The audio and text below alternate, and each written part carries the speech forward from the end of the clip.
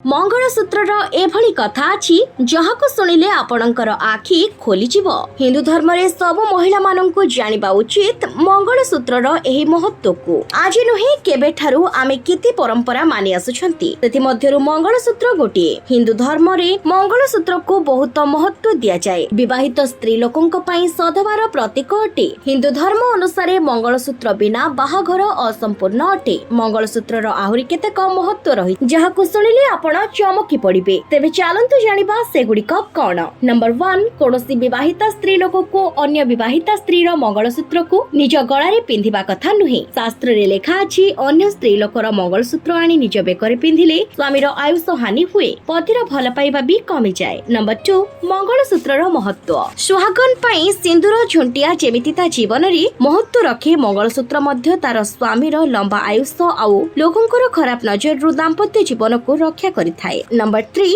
मंगलसूत्र रे कला मोती काहेकि हुए। मंगलसूत्र रो कला मोती दाम्पत्य जीवन को कुप्रभाव रु रक्षा करे। नंबर 4, मंगलसूत्र को विवाहिता महिला काढंतुनी गळारू। जदि कोनोसी कारण रु काढुछंती ताहाले बेकरे कला सूता पकांतो। नंबर 5, कप आकृति वाला मंगलसूत्र पिंधिबा शुभ अटे। एही प्रकार मंगलसूत्र रे शिवंकर आशीर्वाद थाए आ दाम्पत्य जीवन खुशीमय हुए। नंबर 6, मंगलसूत्र रे सोना गुड़ी रहिले मां अन्नपूर्णा देवींकर आशीर्वाद रुहे आ घरे सकारात्मक प्रभाव पड़े। प्रतिरो बिजनेस रे उन्नति हुए आ स्वामी जो कार्य करंती सेथिरे से सफल हुअंती।